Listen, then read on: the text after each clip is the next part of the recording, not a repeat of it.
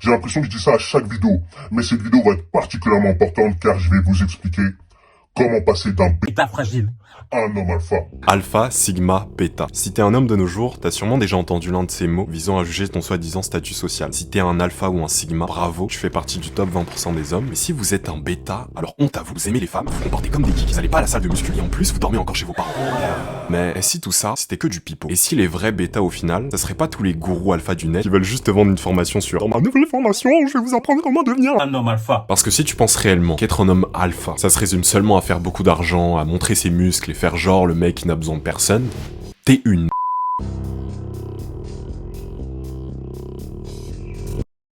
Pour avoir un peu de contexte, ce qui m'a donné envie de faire cette vidéo, c'est une tendance sur TikTok. On y voit principalement des vidéos d'hommes, majoritairement, qui se font briser le cœur, qui ont la haine contre leur ex-copine, voire toutes les femmes, qui vont passer le restant de leur jour enfermés dans une salle de musculation. La muscu m'a soigné! On y voit aussi des personnages de films psychopathes, mais considérés comme charismatiques pour cette communauté, et aussi bien sûr du David Goggins, accompagné d'une musique bien hard, bien comme il faut. T'es faible, t'es pas assez dur, t'as pas de Lamborghini, qu'est-ce que tu fais de ta vie, enculé? T'es bête ou quoi, t'es un gros? T'es pauvre, ta grosse tête là, arrête de penser à elle, mon gars. Y'a déjà un autre homme qui est en train de la... En bref, c'est à ça que ressemble cette tendance qui a soi-disant pour but de faire évoluer les hommes, mais qui pour moi, poussée à l'extrême, est juste toxique. La masculinité toxique. Je vais pas mentir, la première fois que j'ai entendu ce terme, je crois que c'était de la bouche d'une féministe, et la première fois en fait que j'ai entendu ce qu'elle disait, je me disais mais tu racontes n'importe quoi. Mais en me remettant en question, je me suis dit qu'au final, elle a peut-être pas tort. Si je pose la question c'est quoi un homme, la plupart d'entre vous me répondront peut-être un homme qui a de la prestance, qui est fort, qui semble imposer, enfin dire pas son physique. Et même si quelques-uns d'entre vous diront le contraire, personne ne peut nier qu'en évoquant cette question sur ce qu'est un homme, on pense tous à ces traits de caractère là. Quelqu'un de viril, de puissant, d'influent, de fort. Que ce soit dans les films, les livres, l'éducation qu'ont reçu la plupart des hommes, être un homme, c'est être fort. Et au fur et à mesure de mes réflexions, en fait, j'ai remis en question cette définition de la force. Parce que si on y réfléchit un petit peu, est-ce que être fort se résume seulement à la force de nos bras, à la quantité d'argent qu'on peut faire, à l'influence que l'on peut avoir, ou encore à l'impression de dureté qu'on peut donner face aux autres? Peut-être pas. I think the whole idea of men just be strong, don't cry, don't express your emotions, you're gonna look soft. That's toxic? You think that's toxic? I think that's desirable. Men should be strong. But at the same time, it's like your feelings are invalidated. You're not allowed to feel those things because you're a man. No, but yeah, You can't- I mean, I agree with you there. People don't care about how men feel. Pleurer, on va pas se mentir, c'est quelque chose d'assez féminin. Pour la plupart des hommes, si tu pleures devant les autres, t'es une grosse tafiole. Les gars, on va pas se mentir, pleurer c'est quelque chose de honteux. Et en fait, ça va pas refléter l'image de ce que doit être un homme. Même si certaines femmes vous diront Non, moi j'aime bien les hommes émotifs qui montrent leurs émotions, leurs sentiments. c'est faux. Mais au-delà de ça, au final, la question que je me pose, c'est est-ce que virilité égale invulnérabilité? Est-ce que être fort signifie ne pas avoir d'émotions, ne pas avoir de besoins? Au final, est-ce qu'être fort signifie ne pas être humain? Et c'est notamment ce que je reproche à ce mouvement masculiniste. En nous promettant de devenir des hommes meilleurs, ce mouvement nous pousse à renier notre humanité pour accéder à un idéal qui n'est pas réalisable. De par leur discours, ils disent savoir comment devenir un homme, mais ils parlent que de choses en surface, comme l'argent, le physique, le statut, ou encore les femmes. Mais pour moi, ils oublient quelque chose d'essentiel, quelque chose qui permet à un homme de devenir véritablement complet.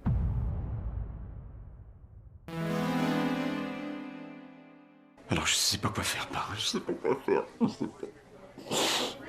Conduis-toi comme un homme!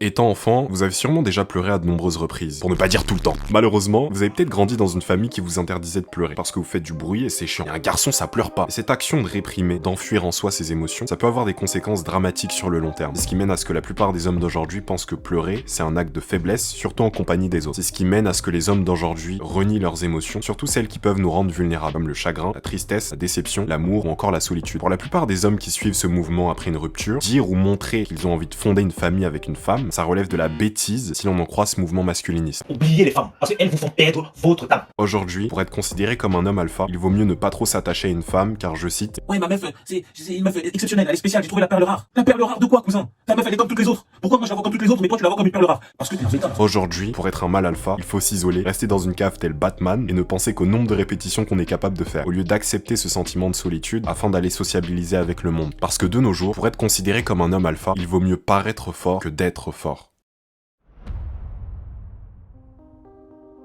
Dernièrement, sur les réseaux sociaux, il y a une tendance qui a émergé. Cette tendance, c'est la tendance des hommes Sigma. En gros, pour résumer, c'est des hommes entre guillemets solitaires, généralement qui ont le cœur brisé, que ce soit par leur copine ou peut-être par des amis. Et le plus important, en fait, c'est même pas la définition de l'homme Sigma. Le plus important pour moi ici, c'est vraiment en fait l'attitude qu'adoptent les personnes qui se proclament de cette entre guillemets tribu. Ces personnes s'auto-persuadent que le monde entier est contre eux et que le monde ne les aime pas. Pour expliquer ça, c'est un peu comme une forme de mélancolie où on va tourner toutes les belles choses de la vie en quelque chose d'insignifiant et de dramatique. Tu peux compter que sur toi-même, oublie les autres, ne fais confiance à personne. Tu vis seul et tu meurs seul, mon gars, alors arrête de penser à elle.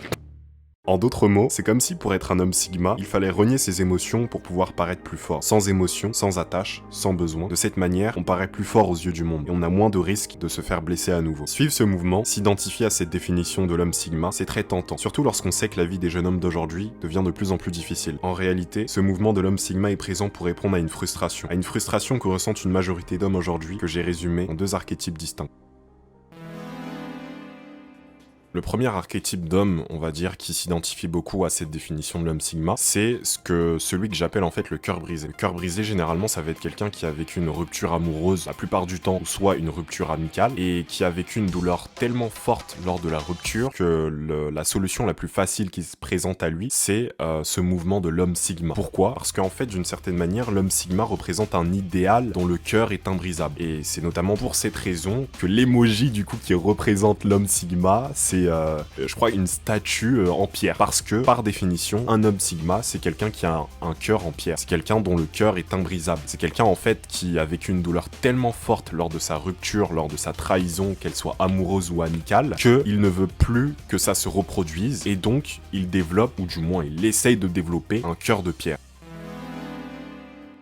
Le deuxième archétype d'homme qui va s'identifier justement à ce mouvement de l'homme Sigma, c'est quelqu'un que j'appellerais l'exclu. C'est-à-dire en fait que c'est quelqu'un qui est pas très à l'aise socialement, il a une vie banale, un job banal, un physique banal, des finances banales, et qui ne va pas vraiment être épanoui, je dirais, au niveau de son travail et même au niveau relationnel. C'est quelqu'un en fait qui ne va pas attirer la jante féminine, parce que peut-être qu'il ne rentre pas vraiment dans les critères de la jante féminine, qui va même être, je dirais, inexistant à leurs yeux. Et en fait, dû à ce sentiment d'exclusion de la part du monde, il va être frustré en quelque sorte à cause du coup de ce sentiment d'exclusion. Parce que mettez-vous à la place de cet archétype-là, tu fais un job que t'aimes pas, t'es pas compétent socialement, tu plais pas aux femmes et tu te sens seul, ça c'est vraiment le combo gagnant pour être un homme frustré. Et c'est justement à cause de ce sentiment d'exclusion de la part de la société qu'il va développer une frustration, une haine et une colère envers le monde. For the last 8 years of my life, ever since I've hit puberty, I've been forced to endure an existence of loneliness, rejection, and unfulfilled desires, all because girls have never been attracted to me. I saw this black Asian couple. They both fucking kissed each other. Like, I was so fucking pissed off when I saw that shit. Girls gave their affection and sex, love to other men, but never to me. I'm just tired of feeling so lonely, man. I'm tired of it. You know, everybody just thinks that I'm unattractive. Everybody thinks that I'm ugly. I feel like I'll never be able to get a girlfriend. Et c'est justement pour répondre à cette frustration que ressentent ces 2 archétypes que le mouvement de l'homme Sigma vient se présenter à eux comme étant la bonne réponse, comme étant la pilule rouge, c'est-à-dire la vérité qu'ils doivent avaler. Une pilule rouge qui se présente à eux comme étant la solution pour répondre à ce sentiment de trahison, de rejet ou encore d'exclusion. Mais le problème ici, c'est pas tant la pilule rouge qui est donnée, le problème ici, ce sont les intentions de celui qui la donne. Le problème n'est pas l'information qui est donnée, mais par qui et comment elle est délivrée. Et surtout, les intentions du donneur d'infos. Parce qu'au final, est-ce que le but réel de ces vidéos Red Pill est de révéler les hommes ou de faire un maximum de thunes derrière leur dos, de profiter de leur sentiment de frustration pour s'en mettre plein les poches? La dernière fois, je regardais un animé qui s'appelle Monster. En gros, c'est un mec qui s'appelle Yohan, et en fait ce Boog, c'est un psychopathe manipulateur, et en fait il utilise les gens pour arriver à ses fins. En fait c'est un peu un sadique. À la toute fin de ce manga, en fait il veut détruire, je crois, un petit village dans un coin paumé de l'Allemagne, et il veut tuer toutes les personnes là-bas et se suicider là-bas. Et en fait, pour tuer toutes les personnes de ce petit village, ce qu'il va faire, c'est qu'il va semer la panique dans le village pour faire en sorte que les habitants s'entretuent mutuellement. C'est-à-dire en fait que le mec juste il est posé et il regarde en fait le spectacle. C'est un peu en fait comme si tu déclenchais un feu. Tu fais un petit feu et après toute la forêt s'enflamme. C'est exactement la même chose. Le Boog est venu dans la ville et il a uniquement déclenché les émotions, on va dire, négatives des gens. Ok, c'est quoi le rapport? Eh bien c'est simple, l'être humain c'est quelqu'un de manipulable. Dans une scène, on y voit un enfant qui vient se faire harceler et tabasser par un groupe de jeunes garçons et bim, qui voilà au bon moment un acolyte de notre antagoniste avec une arme comme cadeau de Noël à offrir à l'enfant. Le moment le plus opportun pour répondre aux pulsions intérieures d'un enfant qui pense à se venger. Et le parallèle ici que je veux faire est très simple. Les idées les plus sombres se présentent toujours au moment où nous sommes le plus vulnérables et le plus faibles émotionnellement. En séduction, on sait tous qu'il faut se présenter sous son meilleur jour, se faire belle, se faire beau et montrer tous ses atouts voire cacher tous ses défauts. C'est d'ailleurs la représentation parfaite de ce personnage mythique qu'est Lucifer, un ange de lumière, le plus beau de tous les anges, mais aussi le plus séducteur, le plus vicieux. Je vais rien vous apprendre, dans la Bible, c'est lui qui poussa Adam et Ève à manger le fruit défendu. Et pour ce faire, il allait pas aller vers Ève et lui dire « mange ce fruit, tu vas crever ». Non, pour convaincre Ève de manger le fruit défendu, il doit la convaincre que cet acte va lui procurer que des choses positives. En d'autres mots, il doit lui faire oublier les conséquences négatives d'un tel acte. Et c'est d'ailleurs la même chose en vente. Lorsque quelqu'un vient vous vendre quelque chose, et ce peu importe le produit ou le service, il va pas vous dire que votre voiture va se casser dans 2 ans, que votre smartphone vous filme aux chiottes à votre insu, et que vous aurez le cancer parce que vous bouffez de la viande.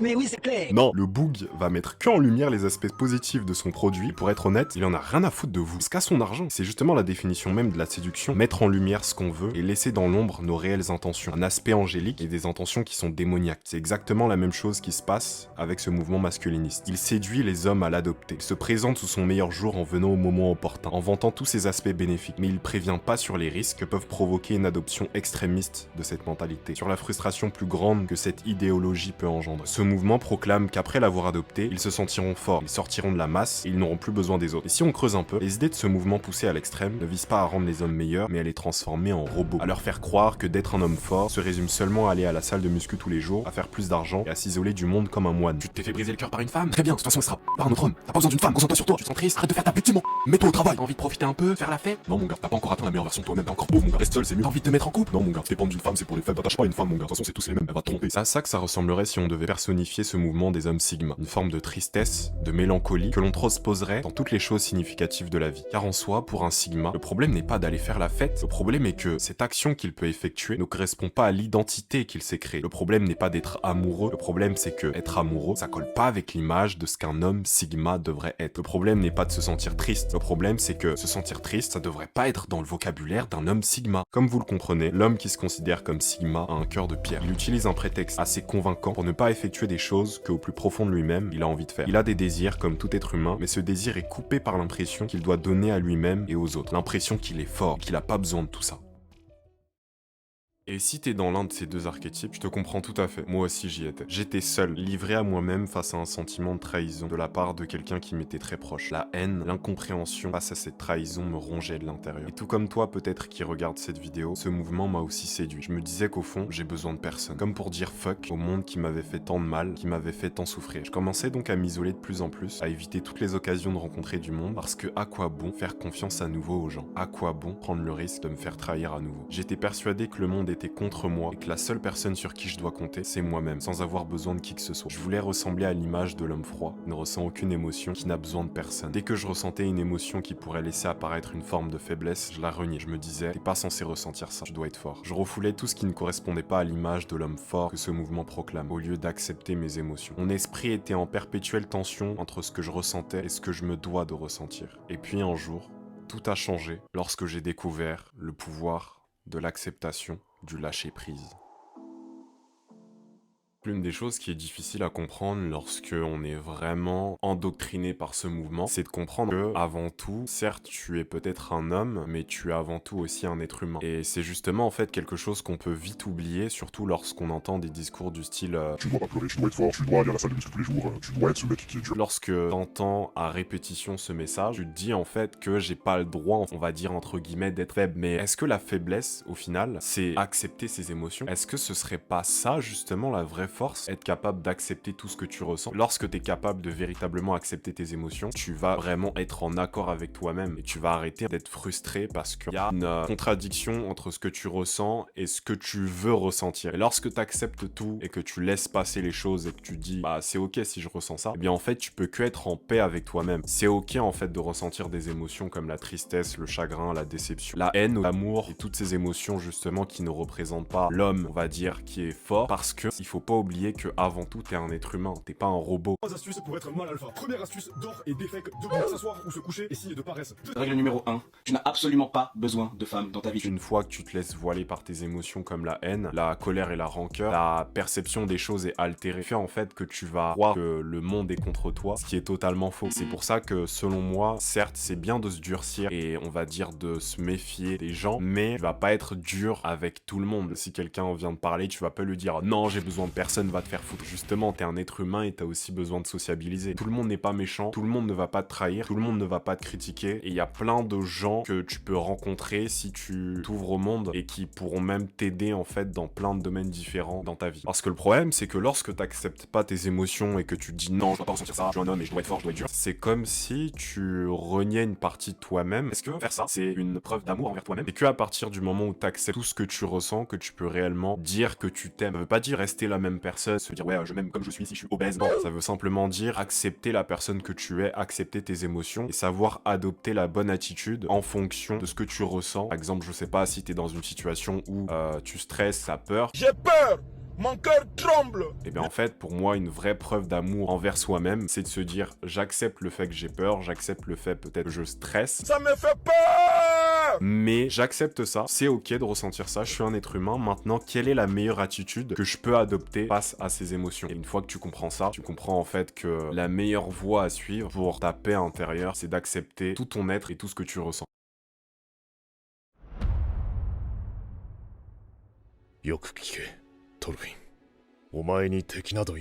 Dernièrement sur TikTok, il y a une nouvelle tendance qui a émergé, hashtag I have no enemy. Pour ceux qui connaissent pas la tendance, c'est on va dire un mouvement qui est à l'opposé du mouvement Red Pill et la haine contre le monde et je dois prendre ma revanche. C'est un mouvement du coup qui est inspiré d'un animé qui s'appelle Vinland Saga. Et en fait dans cet animé on voit tout simplement un personnage qui s'appelle Thorfinn du coup, qui va justement voir son père mourir, qui va vouloir venger la mort de son père et qui va avoir comme seule unique motivation de tuer celui qui a tué son père tout simplement. Et ce mouvement il est inspiré de l'évolution de Thorfinn au fur et à mesure du manga. Dans cette œuvre, on y voit le personnage principal évoluer, passant d'un enfant rempli de haine à cause du tueur de son père, à quelqu'un qui a délaissé sa haine du passé pour devenir un homme rempli de paix. Au travers de son œuvre, l'auteur nous livre un message, que la paix triomphera toujours au-dessus de la guerre, que l'amour sera toujours au-dessus de la haine, et que le pardon triomphera toujours au-dessus de la rancœur. Et que faire preuve de ces traits de caractère, c'est ce qui rend un homme vraiment fort, contrairement à ce que l'on pourrait penser. Vinland Saga, c'est pas qu'un simple manga pour les otaku hardcore consomment des milliards de mangas chez eux, non, c'est aussi l'évolution d'un homme frustré et aveuglé par sa volonté de vengeance, à un homme fictif qui va réussir à créer un mouvement dans le monde réel, en comprenant ce que signifie la vraie force, en comprenant ce qu'est un vrai guerrier.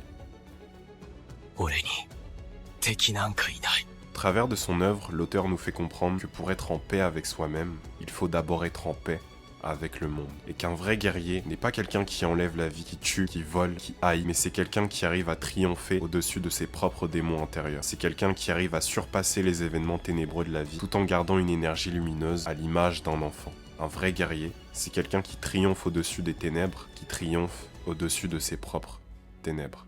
Et en fait, je pense que la leçon de ce manga, en fait, c'est la suivante, c'est que le monde peut te cracher dessus, te trahir, te haïr, te rejeter. Mais au final, en fait, l'une des choses les plus difficiles, c'est de rester vertueux face à un monde qui ne l'est pas. Selon moi, la chose la plus difficile en tant qu'être humain, et c'est pas que uniquement dans les animés ou dans les films, c'est en fait d'être à l'image de la définition même d'un héros. C'est quoi la différence entre un héros et un vilain? Que le héros, contrairement au méchant, généralement c'est quelqu'un aussi qui a vécu des traumatismes, c'est quelqu'un qui justement peut-être s'est fait marcher dessus, qui a peut-être perdu ses parents, qui a vécu des situations qui sont très graves, très dramatiques. Et justement, contrairement au vilain, un héros c'est quelqu'un qui porte sur lui, qui porte sur son dos ses traumatismes pour ne pas qu'il tombe sur quelqu'un d'autre. C'est quelqu'un qui va arriver justement à se dire j'ai vécu certes des événements qui étaient dramatiques, certes on m'a peut-être trahi, on m'a rejeté, certes j'ai peut-être perdu des proches, mais le héros se dit que je vais quand même rester vertueux et utiliser tous ces événements-là de ma vie pour devenir une personne qui a pour objectif d'élever le monde plutôt que de mener à sa chute. Le héros, en fait, en quelque sorte, se dit qu'on vit déjà dans un monde qui est assez sombre, alors pourquoi l'assombrir encore plus en rejetant bêtement tous les traumatismes qu'on a vécus et en n'ayant pas le courage de les porter sur son dos, de les porter sur soi, pour faire en sorte qu'ils ne tombent pas sur quelqu'un d'autre. Parce que, à contrario, un vilain, c'est quelqu'un qui justement va aussi vivre des événements qui sont durs, mais au lieu de les porter sur soi pour ne pas que ces traumas tombent sur quelqu'un d'autre, c'est quelqu'un qui va les laisser tomber tout simplement, et en fait qui va refouler sa haine sur les autres. C'est quelqu'un quelqu'un que peut-être qui s'est fait rejeter par le monde, mais au lieu de prendre ce traumatisme comme quelque chose qui lui permet d'élever le monde et de s'élever soi-même, il va prendre ses traumatismes et il va présenter ces traumatismes comme une forme d'excuse. En fait, il va dire voilà, genre je fais du mal, je tue des gens. Pourquoi? Parce que c'est à cause de vous, parce que c'est à cause du monde, parce que c'est à cause de ce que vous m'avez fait. Je pense qu'un vilain, par définition, c'est un peu une femme. Ça s'applique aussi dans la vie réelle, c'est-à-dire en fait qu'on peut mettre deux personnes au même endroit, l'une va s'élever et l'autre va chuter. Et en fait l'environnement peut jouer un rôle, mais il ne te définit pas en tant que personne. C'est pas parce que t'es né dans un environnement ultra toxique que forcément tu vas être une personne qui va chuter. Et à contrario, c'est pas parce que t'es né dans le meilleur environnement du monde que tu vas forcément t'élever. Ton environnement ne te définit pas. Toi tu prends ces événements-là de la vie et tu dis Oh, c'est de la faute des gens, je vais être énervé contre eux, je vais bouder, et je vais rester dans mon coin, enfin je vais haïr le monde. Le problème de ça en fait, c'est que tu peux pas être en paix avec toi-même si t'es pas en paix avec le monde, ou soit tu te dis j'ai certes vécu peut-être des événements dramatiques, des événements ténébreux, mais au lieu de prendre ça comme une excuse pour chuter, je vais prendre ça comme une excuse pour m'élever, c'est-à-dire en fait que tu vas devenir un héros tout simplement. Et pas un héros avec des super pouvoirs en mode Superman, pas du tout, c'est pas ce que je veux dire, mais un héros dans le sens où, de par ton exemple, les gens te voient comme un symbole. Dolphy, 疑ってすまなかった。お前は本物の戦士だ。トルフィー、俺はあなたのようになりたい。強くて優しい本物の男に。On voit que Thor, il incarne véritablement ce héros, parce qu'en fait il vit plus pour détruire, mais pour construire. Un héros utilise sa douleur passée et ses traumatismes pour construire. Un méchant ou un vilain ou une femme utilise sa douleur passée pour détruire. Pourquoi? Parce qu'il se laisse consumer par ses démons intérieurs. Au final, un vrai guerrier, c'est quelqu'un qui ne laisse pas les événements ténébreux de sa vie obscurcir sa lumière intérieure.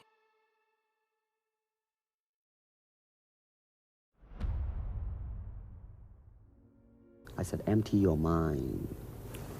Be formless, shapeless, like water. Now you put water into a cup, it becomes the cup. You put water into a bottle, it becomes the bottle. You put it in a teapot, it becomes the teapot. Now water can flow or it can crash. Be water, my friend. Ok, c'est bien Bruce Lee, mais devenir comme l'eau, ok, la spiritualité, tout ça. La première fois que j'écoutais cet extrait, je me disais, ouais, encore un truc philosophique à 2 balles qui va servir à rien. Et puis au fur et à mesure de mon évolution, j'ai enfin compris ce qu'il voulait dire par là. Il y a un an de ça, j'avais fait une vidéo intitulée L'art de manipuler par la peur, réaction, témoignage, JD Imra, où je réagissais à la vidéo de quelqu'un livrant son témoignage sur sa soi-disant rencontre avec Dieu. Et dans cette vidéo, je remettais en question les croyances fermement ancrées de la chrétienté. Comme quoi, si nous n'acceptons pas Jésus dans nos vies, on va tous mourir en enfer, et en gros on n'avait qu'à accepter Jésus plus tôt quoi. Mais le plus intéressant ici, c'était pas ce que je dénonçais dans cette vidéo, mais c'était la réaction des chrétiens qui ont vu cette vidéo. Arrête de vouloir nier ce qui ne peut pas être nié. L'enfer existe, réveillez-vous les gars, c'est pas un jeu. Mais ça, mon ref, t'es en train de vouloir examiner un aspect qui n'a pas lieu d'être. Tu parles sans écouter. Je te conseille s'il te plaît d'aller échanger avec un prêtre. Franchement, tu fais perdre ton temps à raconter des conneries. Et la raison pour laquelle j'ai reçu des commentaires aussi violents, c'est parce que j'ai remis en question tout le système de croyances qui s'était forgé pendant des années. Imagine que tu veux construire une maison, tu passes des jours, des semaines, des mois et des années à la construire, brique par brique, tuile par tuile, et qu'au bout de 20 années de dur labeur, tu y arrives enfin. Et qu'après avoir fini la construction de cette maison, il y a un mec qui vient et qui essaie de la détruire avec un marteau. Et à ce moment-là, je suis sûr que tu vas péter un plomb. Ça va péter. Tu vas mettre une droite au mec parce qu'il a osé toucher à ta maison qui a tant de valeur pour toi. T'as passé tellement de temps à la construire, à la façonner et à la perfectionner que la quitter ou même la voir se détruire, ça te ferait mal au cœur de ouf. Eh bien, je pense en fait que c'est la même chose qui s'est passé avec ces adeptes de Jésus. En remettant en question leur système de croyance, c'est comme se ramener avec un marteau et vouloir détruire petit à petit la maison qu'ils se sont embêtés à construire pendant toutes ces années. Et là, j'ai pris l'exemple de la religion, mais c'est qu'un exemple parce que dans notre société moderne, on aime tout ce qui est structuré, tout ce qui est ordonné, rangé et classifié. On aime trouver un sens à ce qui n'en a pas. Et on déteste se retrouver dans un monde sans avoir d'explication aux choses. Que ce soit à travers l'école, le travail, les études, notre société entière est construite de manière ordonnée. Et ce, aussi bien dans le monde physique que dans notre esprit. Mais ce que voulait dire Bruce Lee à ce moment-là, c'est qu'un esprit trop rigide, ça permet pas à un individu de pleinement s'exprimer, de pleinement comprendre le monde. Un esprit rigide, à l'image d'une maison, ça se casse rapidement. C'est pas quelque chose de malléable comme l'eau. Parce que si vous mettez une maison à l'épreuve d'une tempête, c'est sûr qu'elle va s'effondrer. Si vous frappez une maison à coups de marteau, les murs vont tomber. Alors que l'eau s'adapte à tout. Mettez de l'eau à bouillir, elle s'évapore. Congelez-la, elle se solidifie. Mettez-la dans une tasse, elle devient la tasse. Mettez-la dans un fleuve, elle devient le fleuve. Jetez-la dans la mer, elle devient la mer. Refroidissez-la, elle redevient eau. Dans cette analogie, l'eau et la maison représentent l'esprit, vos croyances, vos peurs, vos doutes, et l'environnement, la vie. Si tu te demandes là où je veux en venir, eh bien en fait c'est très simple. Il faut tout simplement éviter de penser de manière rigide. Si tu vas pas à la salle de muscu tous les jours, t'es pas un homme alpha. T'as pas de Lamborghini, t'es pas un homme alpha. Tu joues aux jeux vidéo, t'es un branleur. Tu te branles, espèce de bêta. Avoir un esprit semblable à l'autre, c'est être ouvert au changement. C'est le contraire de celui qui s'attache fermement à un dogme. Parce que changer ses points de vue sur la vie revient à casser sa maison qu'on a construit pendant si longtemps. Faire ça, honnêtement, ça demande du courage. Avoir un esprit à l'image de l'autre, c'est être capable de se remettre en question en permanence. C'est être capable de remettre même les conseils qui nous semblent comme être des conseils légitimes et bénéfiques pour nous-mêmes. Comme par exemple, pour les hommes qui se sont fait briser le cœur, qui se sont fait trahir, qui se sont fait rejeter, les conseils qu'ils peuvent entendre des gourous alpha du net. Un vrai trait de caractère d'un homme qui est vraiment masculin. Quelqu'un en fait qui arrive à penser par lui-même, qui arrive à se faire son propre avis en fonction des éléments extérieurs qu'il a. Si t'es pas capable de faire ça, et si tout ce que t'entends sur internet, tu le gobes et tu dis oui, C'est vrai, faut que je me venge, je peux compter que sur moi-même, fuck les autres. et qui a dit ça en fait? Parce qu'en fait, le problème de certaines personnes qui s'attachent trop fortement à certaines croyances, c'est que ces personnes en fait, elles recherchent, comme je disais, la permanence dans un monde qui est impermanent. Ils recherchent la stabilité dans leur esprit, dans un monde qui est instable. Et dès lors que leurs croyances sont remises en question par l'impermanence de la vie, bah en fait ça fait mal. Parce que c'est comme si leur esprit rigide, qui se sont construits pendant des années, se cassait. Être un homme alpha, c'est être capable de remettre en question ce que tu peux entendre sur internet. À partir du moment où t'es pas capable de faire ça, honnêtement, pour moi en fait, c'est juste que t'as rien compris en fait. Tu t'es fait briser le cœur par une femme, ok. Le monde t'a rejeté d'une certaine manière, ok. Mais si tu penses réellement qu'être un homme vraiment fort, ça se résume seulement à pardonner pour tout et pour un rien, à devenir un pacifiste à gogo qui ne donne aucun coup, et à être quelqu'un qui n'a aucune conviction, aucune rage de vaincre, t'es une merde.